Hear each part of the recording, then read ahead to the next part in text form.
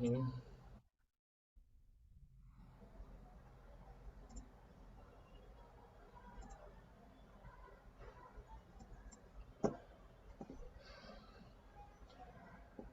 In this section, we will review ways to gain greater access to and control over what goes inside your model during training. आप जब model train कर रहे होते हैं आपको पता नहीं होता कि अंदर मतलब क्या चल रहा है सारा कुछ, तो हम ज़्यादा उस पर ज़्यादा हमारा कंट्रोल होगा, ज़्यादा हम उससे गेन कर सकेंगे knowledge during training. Launching a training run on a large dataset for 10 epochs, tens of epochs using model.fit, model.fit generator can be a bit like launching a airplane past the initial impulse. You don't have any control over the trajectory and its landing spot.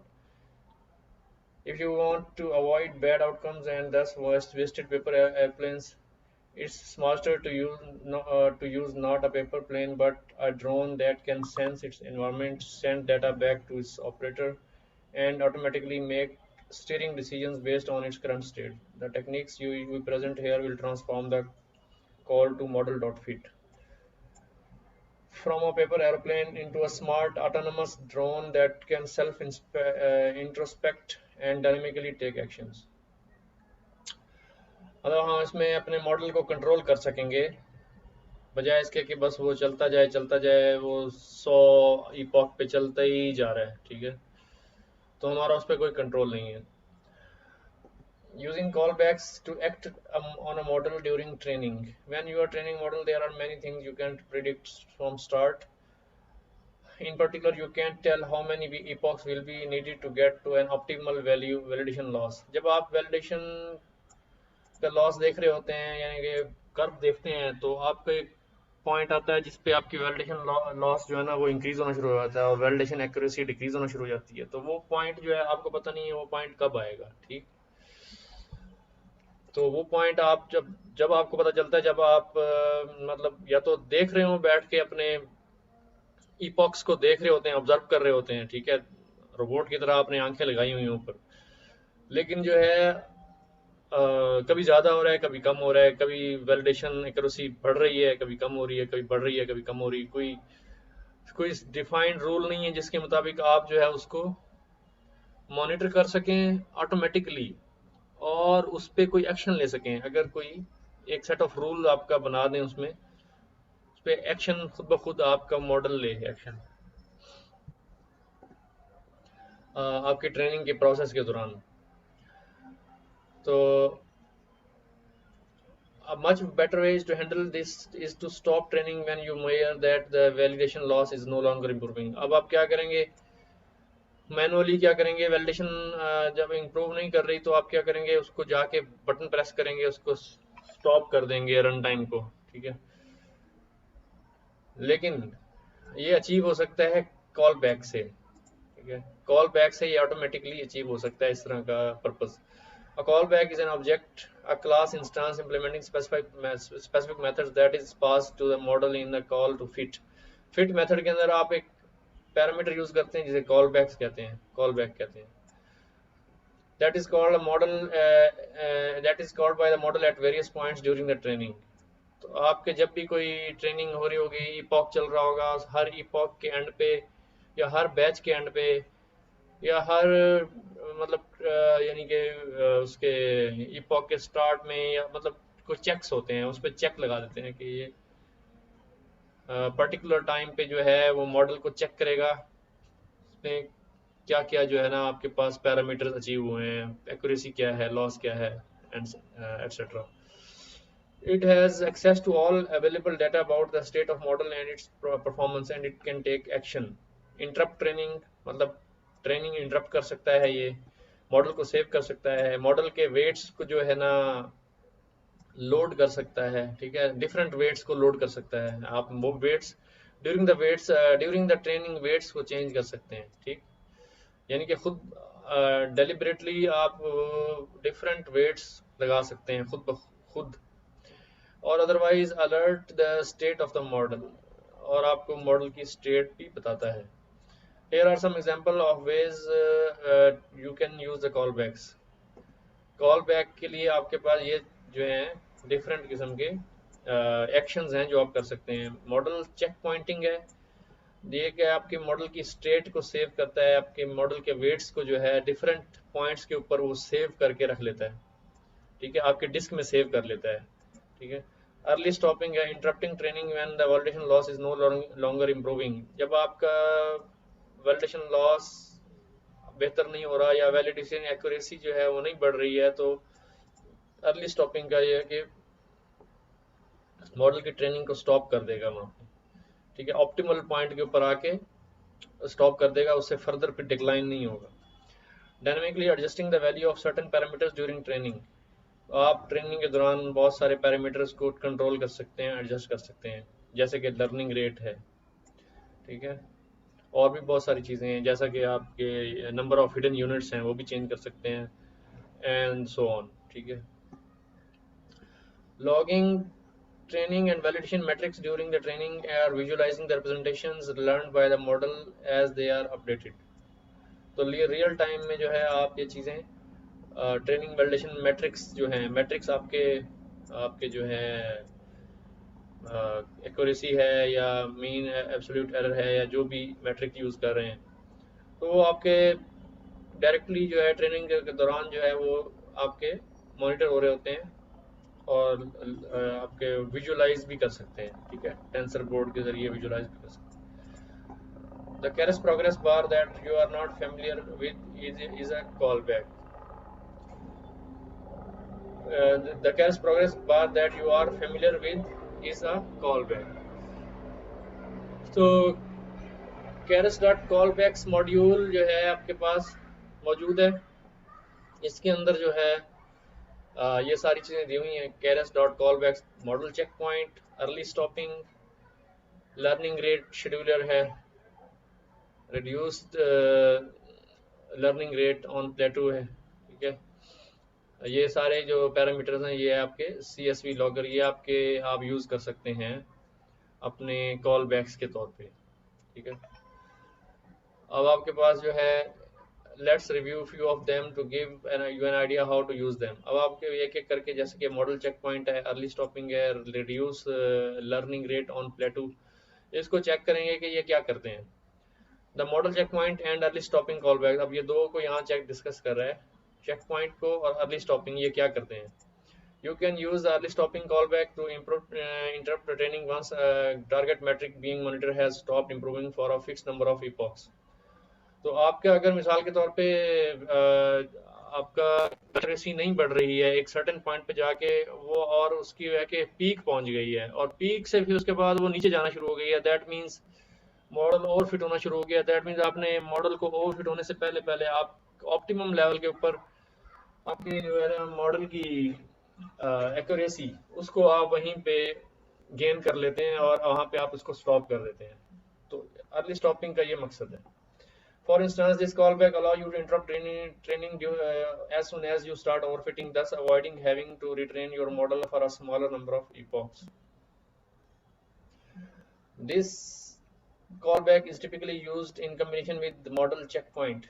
तो model check point और early stopping जो है ये इकट्ठे use होते हैं, which lets you continually save the model during training। तो that means कि आपके हर इपॉक के स्टार्ट के ऊपर या हर इपॉक के एंड के ऊपर या बैच के एंड के ऊपर आपका जो है ना मॉडल चेक पॉइंट क्या करेगा, आपके मॉडल को आपके वेट्स को सेव करता जाएगा आपके डिस्क के ऊपर, आपकी जहां आपने पाथ दिया होगा, ठीक है। और अर्ली स्टॉपिंग जो है ना वो ये चेक करेगा कि मैंने इसको कहाँ स्टॉप करना है मॉडल को, मतलब आपने मतलब इसको हार्ड मतलब स्टॉप कर देना है मॉडल के ट्रेनिंग के प्रोसेस को। तो ये दो चीज़ें इकट्ठी काम करती हैं। तो यहाँ से आपका ये आ गया, ये एक एग्जांपल आ गई इसकी, इंपोर्ट केरेस कॉल बैक लिस्ट। अब कॉल बैक लिस्ट के अंदर उसने आप हमेशा कॉल बैक लिस्ट पास करेंगे, ठीक है, लिस्ट की सूरत में आप कॉल बैक्स पास करेंगे। अब जैसे अर्ली स्टॉपिंग का एक एलिमेंट है और एक है इसके अंदर लिस्ट ऑफ एलिमेंट, तो आपका एक एलिमेंट ये है अर्ली स्टॉपिंग का, एक एलिमेंट ये है मॉडल चेक पॉइंट का, तो आपके पास एक लिस्ट में दो आइटम आ गए, ठीक है। तो आपके पास early stopping Keras dot callback dot stopping monitor is equal to accuracy. अब अर्ली स्टॉपिंग को हमने क्या कहा है कि आपने एक्यूरेसी मैट्रिक को मेजर करना है, और पेशेंस इज इक्वल टू 1 का मतलब है कि आपने क्या करना है कि जब एक्यूरेसी कम होने लगे, मिसाल है एक पीक पॉइंट पे आके अब वो दोबारा जो है ना डाइव कर रही है नीचे की तरफ, उसने अभी करना शुरू किया है, एक एक ईपॉक गुजरी है ना, तो दूसरी ईपॉक से पहले इसको ब्रेक कर दे, ठीक है। या मतलब या दो जो इपॉक्स हैं, ये interrupt the training when accuracy has stopped improving for more than one epoch. तो दो इपॉक, दो इपॉक के बाद ये तीसरी इपॉक ना आए, ठीक है। तो वहां से फिर ये है कि इसको ब्रेक कर दे, ट्रेनिंग को मजीद आगे ना जाए। और इसका क्या काम है, इसका काम ये है कि हर इपॉक के ऊपर जो है आपकी जो मॉडल के वेट्स ट्रेन हुए हैं उनको हर मॉडल के ऊपर वो उसको सेव करता जाए डिस्क में, ठीक है।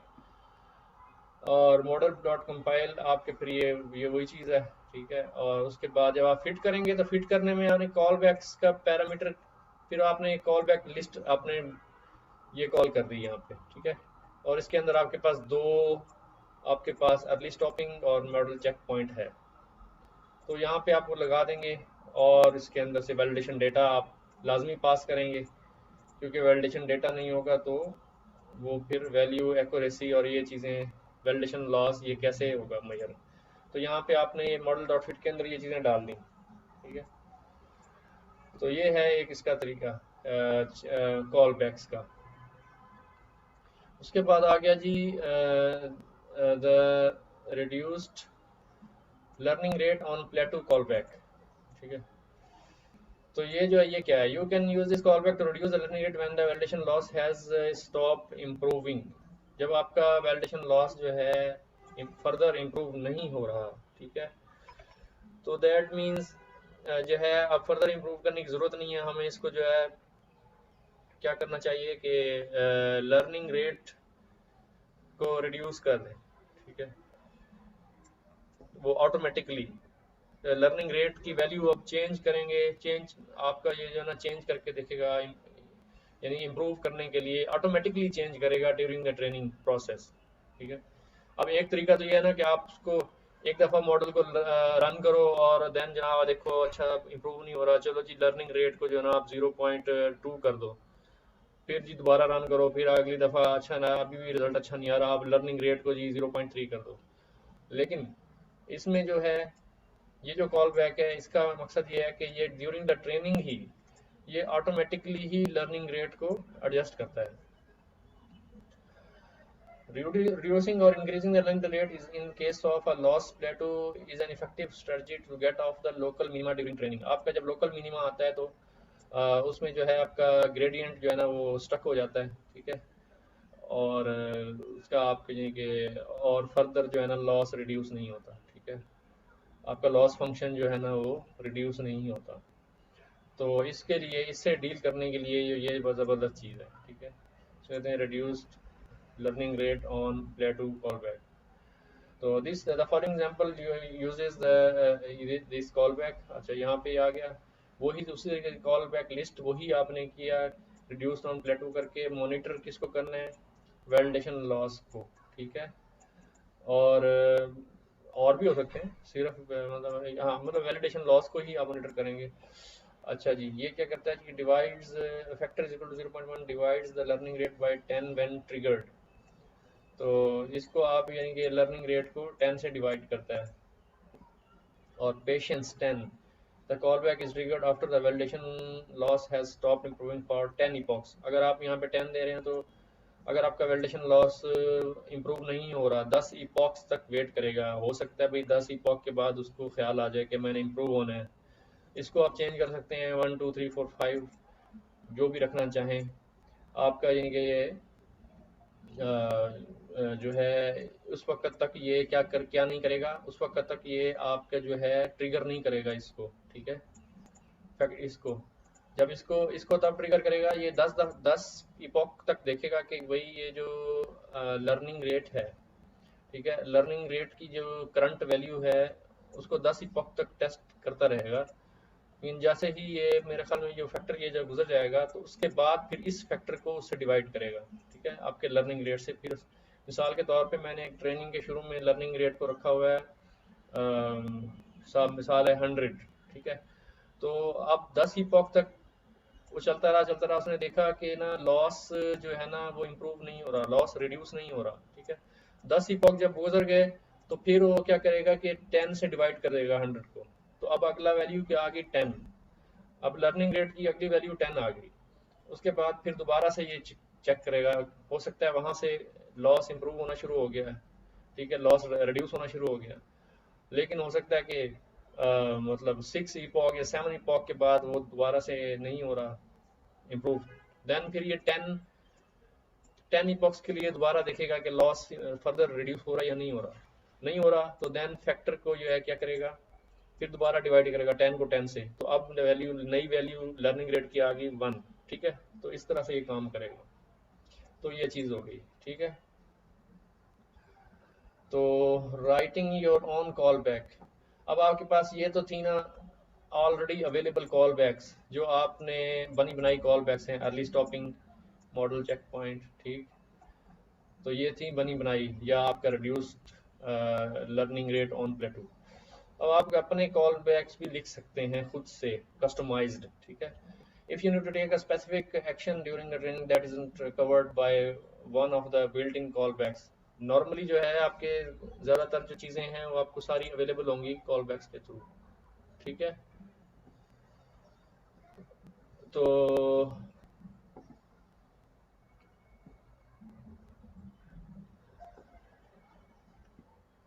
नॉर्मली जो है आपके पास कॉल बैक्स जो हैं वो सारी की सारी आप यूज़ कर सकते हैं, जो कि रेडीली अवेलेबल हैं कैरस के अंदर। लेकिन अगर आपको अपनी लिखनी पड़ जाती है तो उसके लिए भी कैरस ने हमें जो है ये इस तरह से ट्रिगर इवेंट दिए हुए हैं, ट्रिगर इवेंट। तो उन ट्रिगर इवेंट्स को यूज़ करते हुए हम जो है अपने ईपॉक्स भी अपने कॉल बैक्स भी बना सकते हैं, ठीक है। Callbacks are implemented by subclassing the class. आपकी जो ये क्लास है Keras dot callbacks dot callback, इस क्लास के अंदर सब क्लासेस हैं, ठीक है। तो उसमें जो है उन क्लास सब क्लासेस को यूज करते हुए हम अपनी कॉल बैक्स डिफाइन कर सकते हैं। On epoch begin, on epoch and, on batch begin, on batch and, on train begin, on train and. ये आपके छः जो हैं आपके पास ये ट्रिगर इवेंट हैं कि अगर इपॉक बिगिन हो तो मैं कोई इवेंट कॉल करना चाहता हूँ या कोई चीज़ मेजर करना चाहता हूँ या कोई चीज़ सेव करना चाहता हूँ। On epoch and, batch begin, batch and, ये these methods are all are called with the logs argument। तो आपके पास एक logs argument पास करेंगे जब भी आप इनको यूज करेंगे, ठीक है। which is a dictionary containing information about the previous batch, epoch और training run। तो आपके logs argument के अंदर जो है पिछला epoch, ठीक है, उसका बैच नंबर, यानी कि एक epoch मिसाल है epoch नंबर 10 चल रहा है, तो इपॉक नंबर 10 चलना शुरू हुआ है। तो इससे जो है आपके पास जो इंफॉर्मेशन है इपॉक नंबर 9 के अंदर वो कौन सा बैच नंबर था, ठीक है, वो कौन सा इपॉक था और क्या उसकी स्टेट थी मॉडल की। Training and validation matrix and so on, और आपके पास एक्यूरेसी और इस तरह की लॉस और ये सारी चीज़ें उसके अंदर ये लॉग्स के अंदर होंगी, ठीक है। Additionally the callback has access to the following attributes.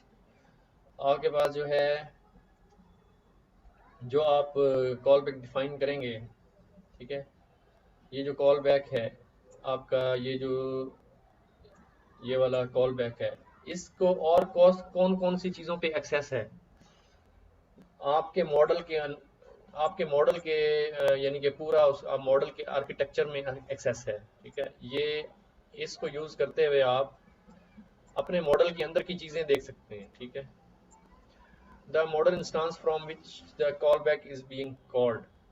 अब आप अगर मॉडल के अंदर जब आप मॉडल डॉट फिट करते हैं और कॉल बैक को पास करते हैं, ठीक है, तो क्या होगा, उस वो जो कॉल बैक वाला इंस्टेंस है, ठीक है, वो आपके मॉडल को एक्सेस कर सकता है, मॉडल के अंदर की चीज़ों को एक्सेस कर सकता है, ठीक है। और दूसरी उसके पास क्या एक्सेस है, self dot validation data, self dot validation data. The value of word was passed to the fit as a validation data. तो आपके पास जो वैलिडेशन डेटा आपने पास किया है मॉडल डॉट फिट के अंदर, ठीक है, जैसे कि आपके ऊपर ये देखें, यहाँ पे ये एक्स वाल वाई वाल, ठीक। तो कॉल बैक्स को इसके ऊपर भी एक्सेस है, ठीक है, इसके ऊपर भी उसको एक्सेस है। तो ये इंटरनली इनका अपना जो है टेंसरफ्लो का अपना प्रोसेस जो होता है। Here's a simple example of a custom callback that saves to disk as NumPy arrays the activations of every layer of the model at the end of every epoch computed on a first sample of the validation set। तो इसमें जो है आपके पास क्या होगा कि आपका अगर ये हम कॉल बैक, ये कस्टम कॉल बैक है, ठीक है, ये अवेलेबल नहीं है। जो आप अगर इस तरह की कॉल बैक्स बनाएंगे तो ये कस्टम कॉल बैक कहलाएगी।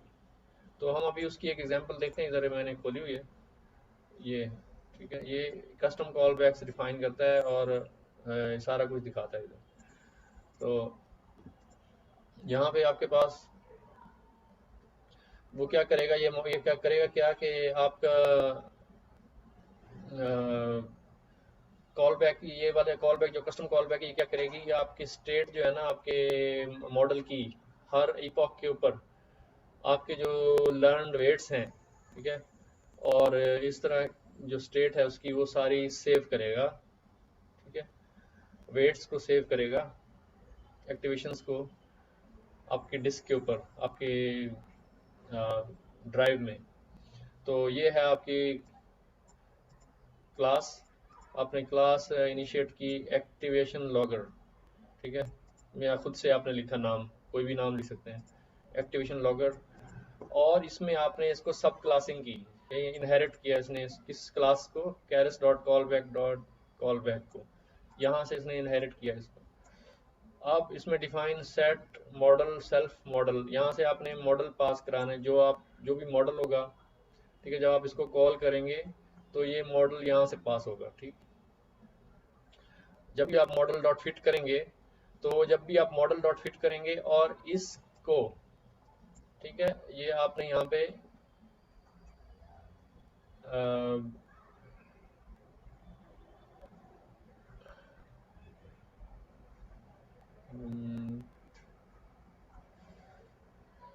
हाँ, इसने इसको कॉल नहीं करके दिखाया, तो हम ये देखेंगे कि हाँ इसको कॉल कैसे करना है बाद में, ठीक। तो उसे उधर जाके देखेंगे। जब आप दरअसल आप क्या करेंगे, इसको या इसको ऑन इपॉक एंड जब आप कॉल करेंगे, ठीक है, तो होगा क्या, फिर ये जो है आपका मॉडल इसकी इनपुट बन जाएगा यहाँ से, ठीक है। ये हम इस एग्जांपल में यहाँ देखेंगे, ठीक है।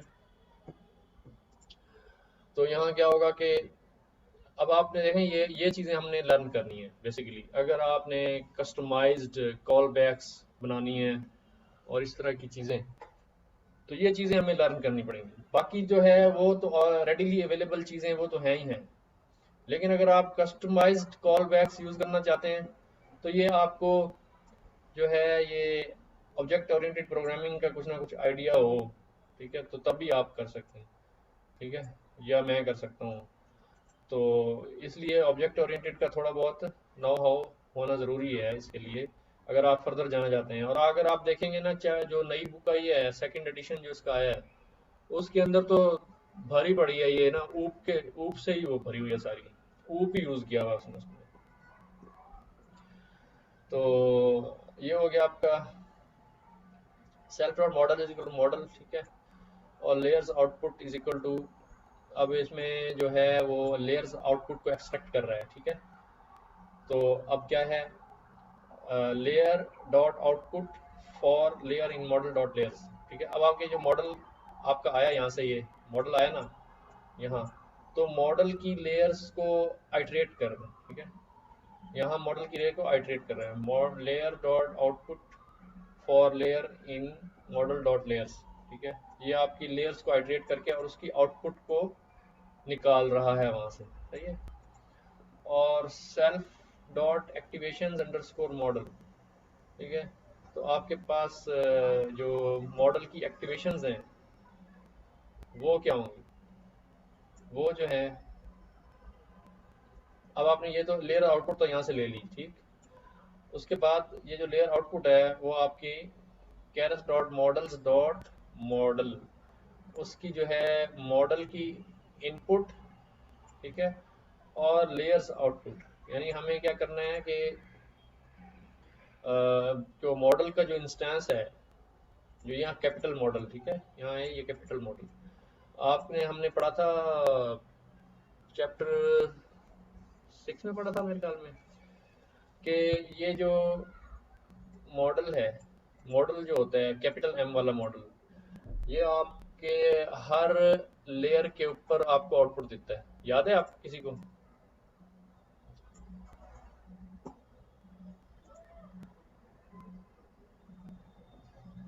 चैप्टर चैप्टर 5 नहीं था, चैप्टर 6 था।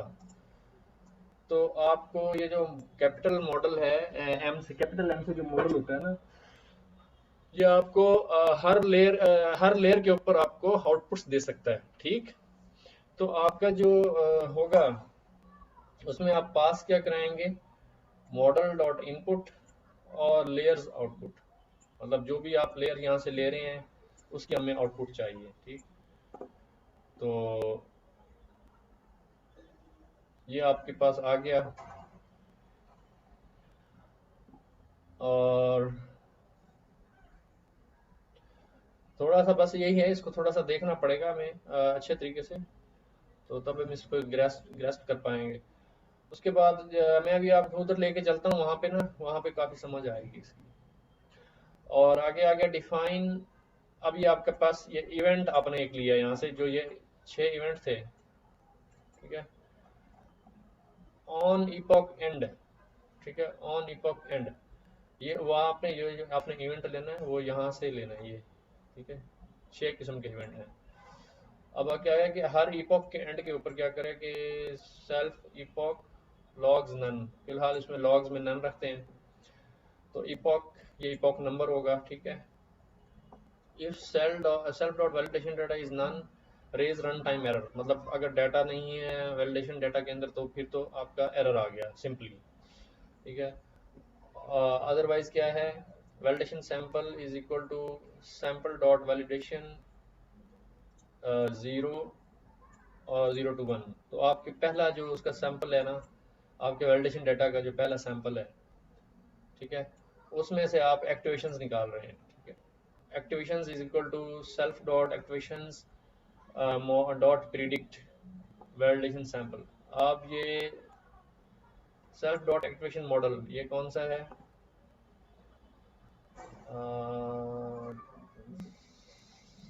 Self dot activations model, activation equal to self dot activation model, किधर गया है, ये है ना, ये वाला, ठीक है, ये आपका मॉडल है, ठीक है। अब आप जब हाँ यहाँ पे इसको कॉल करवाया ना, तो ये आपका है मॉडल, ठीक। तो आपने अब इसको देनी है इनपुट और आउटपुट, ठीक। तो आप जब इसको इनपुट और आउटपुट देंगे तो यहाँ पे आप इसको देंगे self dot activation model dot predict, ठीक है, प्रिडिक्शन कर रहे हैं, सॉरी, प्रिडिक्शन कर रहे हैं। तो आपने क्या किया कि वैलिडेशन सैंपल जो है ना इसमें पास कराया है, ठीक है। तो आपकी फिर ये प्रिडिक्शन आ जाएगी इसके ऊपर। तो आप जो है इसमें सिंपली फिर ये है कि इसको ओपन करेंगे, ये तो आपका हो गया ना, F open activation jet epoch plus S T R epoch plus NPG, ये एक फाइल आपने जनरेट की ऑन द फ्लाई, ठीक है, ऑन द रन एक आपने फाइल जनरेट की, उसकी एक्सटेंशन रखी है एनपीजी नमफाई जिप फाइल, ठीक है, नमफाई जिप फाइल एक आपने जनरेट की, और जो आपके पास ये एक्टिवेशंस आई थी वो आपने इसमें सेव करा दी, ठीक है, np dot save zip file और फाइल एक्टिवेशंस, तो एक्टिवेशंस जो है आपने इस फाइल में राइट करा दी और फिर आपने फाइल को क्लोज कर दिया। तो ये जो है एक छोटा सा उसने हमें बना के दिखाया है कस्टम, कि आपकी जो एक्टिवेशंस हैं आप कैसे हर इपॉक के एंड के ऊपर आप जो है वो सेव कर सकते हैं। This is all you know need to know about callbacks. The rest is technical details which you can easily look up. Now you are equipped to perform any sort of logging or pre-programmed interventions on Keras model during training. तो आप training के दौरान जो है किसी भी किस्म की जो है ना आप एक्टिविटी जो है आप करना चाहें, मॉडल को सेव करना चाहें, उसके वेट्स को सेव करना चाहें, उसके एक्टिवेशंस को सेव करना चाहें, तो ये चीज़ें सारी आप कर सकते हैं। तो ये देखते हैं, ये आपके पास वही चीज़ें हैं कि अर्ली स्टॉपिंग है, सीएस लॉगर है, मॉडल चेक पॉइंट है, लर्निंग रेट शेड्यूलर है, ठीक है। तो ये चीज़ें हैं। Here is the outline in this article. What is the callback base class, creating model for demonstration, building custom callback for training, custom callback for testing and prediction, and custom callback applications. उसकी applications क्या हैं? तो आपका ये इसके topics हैं, ठीक है। तो कॉलबैक क्लास होती क्या है आपको बता चुका हूँ मैं उसमें, ठीक है। और उसके बाद आगे आगे ग्लोबल मेथड्स क्या हैं, वो यही हैं कि on train test prediction begin, मतलब अगर ऑन ट्रेनिंग बिगिन या ऑन टेस्ट बिगिन या ऑन प्रेडिक्शन बिगिन, इस तरीके से। और लेकिन उसमें वो कहाँ पे कॉल करते हैं, हम इसको हम फिट में कॉल करते हैं या इवेल्यूएट में करते हैं या प्रेडिक्ट में करते हैं, ठीक है।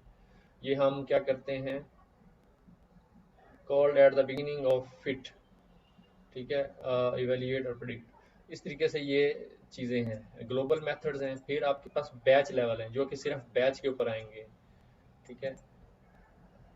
On begin batch, on train batch begin, on test batch begin, इस तरीके से ये मुख्तलिफ किस्म के आपके पास मेथड्स हैं जो आप यूज़ करते हैं बैच के ऊपर, ग्लोबल या ईपॉक के ऊपर, ईपॉक लेवल पे। तो ये आपके पास मुख्तलिफ मेथड्स हैं। तो ये जो है एमएनएस वाला जो है ना, इसने डाटा यूज़ किया है एमएनएस डिजिट्स वाला, तो ये वही चीज़ें हैं, डाटा लोड हो रहा है, ये चीज़ें यहाँ पे एक्स ट्रेन वाई ट्रेन में उसने स्प्लिट कर दिया है। इसमें उसने 10,000 इमेजेस हैं, उसने टोटल 60,000 इमेजेस हैं, तो उसने 10,000 इमेजेस लिए हैं से फ़िलहाल अपने उसके एक्सपेरिमेंट के लिए, ठीक है। 10,000 इमेजेस लिए हैं। क्रिएटिंग मॉडल, आपको मॉडल का तो पता ही है, मॉडल कैसे करते हैं क्रिएट। फिलहाल उसने अब उसके के फंक्शन में मॉडल को डिफाइन किया है। Model is equal to sequential, वही फ्लैटन हो गया, ठीक है, डेंस हो गया, फिर डेंस हो गया, फिर आपका सॉफ्ट मैक्स हो गया, ठीक है, ये वही चीज़ें हैं। उसके बाद अगर उसी के अंदर आपने फंक्शन के अंदर ही जो है कंपाइल कर दिया मॉडल को, ठीक है। ये चीज़ें आ गई आपके रिटर्न मॉडल, ठीक है। यहाँ से आपको मॉडल मिलेगा रिटर्न, जब भी आप इस फंक्शन को कॉल करेंगे तो ये आपका रीबिल्ड होगा मॉडल यहाँ से, और आपको मॉडल का इंस्टेंस मिल जाएगा एक। तो आपके पास जो है ये चीज़ें पता है आपको, इसकी 28 शेप है, ये फ्लैटन हुआ है, ठीक है। उसके बाद ये डेंस है, फिर रेलू, सॉफ्ट मैक्स, ये चीज़ें पुरानी है। उसके बाद आपने समरी देखी, समरी ये आ गई, ठीक है। अब हम कॉल बैक्स बनाएंगे कि कॉल बैक्स हमेशा यूज़ हो रही है फिट में या एवेल्यूएट में या प्रेडिक्ट में, ठीक है। तो कॉल बैक हम वहाँ यूज़ करते होते हैं। तो क्या करेंगे, let's import the base class call back, अपने ये अपने बेस क्लास को इंपोर्ट किया, ठीक है। अब हमने एक जी फंक्शन सर। डिफाइन किया जिसमें हम कॉल बैक डिफाइन करेंगे जी। सर ये जो कॉल बैक बनाएंगे तो पहले हम इसकी ट्रेनिंग करने के बाद बनाएंगे कि मतलब एक्यूरेसी कितनी आ नहीं रही नहीं, है? ये ट्रेनिंग के दौरान, तो नहीं पहले नहीं, बनानी पहले है, लेकिन उसको कॉल ट्रेनिंग में करना है। लेकिन सर अगर हमें पता ही नहीं होगा कि एक्यूरेसी कहाँ आ रही है तो पहले हम मॉडल को ट्रेन नहीं करेंगे ये देखने के लिए कि एक्यूरेसी कहाँ ठीक आ रही है, ओवरफिटिंग कहाँ से शुरू हो रही है, तो हम मतलब उस इपॉक पर अपना कॉल बैक बनाएं। मेरा मतलब कहने का है कि हम उस फंक्शन में कंडीशन इसका लगाएंगे ना। वक्त ये है, ये देखें, ये आपकी बन गई क्लास, ये आप बन गई आपकी कॉल बैक, ठीक है। अब आप जब इसको यूज करेंगे ना फिट मेथड के अंदर, फिट मेथड, फिट क्या होती है, फिट ट्रेनिंग होती है ना, ठीक है। तो जब आप इसको फिट के अंदर लेकिन कॉल सर, करेंगे ना तो फिर ये चीजें एक्टिव हो जाएंगी। नहीं नहीं, वो तो आप ठीक कह रहे हैं, मगर मेरा सवाल ये है कि अगर हमारे मॉडल के अंदर एक्यूरेसी कहीं पर लैग कर रही है तो विंग देखेंगे ना, और उसके बाद फिर हम दोबारा अपने मॉडल को दोबारा दूसरे तरीके से फिट करें कि भाई यहाँ पर हमारे मॉडल में जब हम मॉडल को फिट कर रहे थे तो एक्यूरेसी कहीं लैग कर रही थी, तो फिर हम सोचेंगे कि हमें मतलब कहाँ पर फिट करना चाहिए ये या हम पहले से ही नहीं सोच नहीं के बैठे हुए हैं कि भाई कहाँ पर नहीं नहीं, हमने हम पहले से हम ये पैरामीटर देते हैं ना, जिस तरह के यहाँ पे तो खैर हम कंडीशन लगाएंगे ये ना। कंडीशन लगाते हैं ना, प्री कंडीशन होती है कि हाँ मिसाल है कि जो आपको मैंने कंडीशन नहीं दिखाई थी यहाँ पे, ये जो है कि 10 की पेशेंस देखनी है, मतलब 10 इपॉक का इंतजार करना है, अगर वैलिडेशन लॉस इंप्रूव हो रहा है तो ठीक, वरना इस फैक्टर से डिवाइड कर देना है लर्निंग रेट को। ये एक कंडीशन है, ठीक है। इस तरीके से ये एक कंडीशन है कि अगर पेशेंस वन, अगर आपका जो है ना लॉस इम्प्रूव, लॉस रिड्यूस नहीं हो रहा तो क्या करे, वो एक्यूरेसी इंक्रीज नहीं हो रही तो क्या करे कि दो दो इपॉक तक देखे। अगर दो इपॉक के बावजूद भी इम्प्रूव नहीं हो रही एक्यूरेसी तो फिर वो स्टॉप कर दे, ठीक है। तो ये सर आप मैं भी तो कंडीशन, यही कह रही हूँ ना, पहले तो मैं यही तो कह रही हूँ कि पहले हमें एक्यूरेसी देखनी पड़ेगी, उसके बाद डिसाइड करना पड़ेगा ना कि हमें कॉल नहीं बैक नहीं कहाँ वो लगाना है। नहीं नहीं नहीं नहीं नहीं नहीं, एक्यूरेसी ये खुद ब खुद अंदर से खुद ही मॉनिटर करता है, आपको देखने की जरूरत नहीं है। Okay sir. आपको देखने की जरूरत नहीं है, ये इसका अपना इंटरनल प्रोसेस है। अगर आपको देखने की जरूरत है फिर ऑटोमेशन की क्या जरूरत है, फिर तो आप बैठ के 1 घंटा देखो 100 बॉक्स को। और सर अगर हमने उसको खुद से अपने, इसमें ये भी तो ऑप्शन है ना कि आप अपने खुद के कॉल बैक बनाओ। अगर हमने कॉल बैक बनाए कि भाई स्टार्ट से शुरू होना, एंड पे खत्म करना, और बीच में पता नहीं कितनी ज्यादा एक्यूरेसी आ रही है, कम हो रही है, ज्यादा हो रही है, तो हमने तो गलत सजेस्ट करा अपने मॉडल को। नहीं, वो जब आपकी सर अब आपकी टॉलरेंस पे है ना, आप कहते हैं जी मैं देखना देखना चाहता हूँ कि भाई 5 एपॉक्स तक अगर एक्यूरेसी मेरी इंप्रूव नहीं होती तो मैं बस स्टॉप कर दूंगा, ठीक है।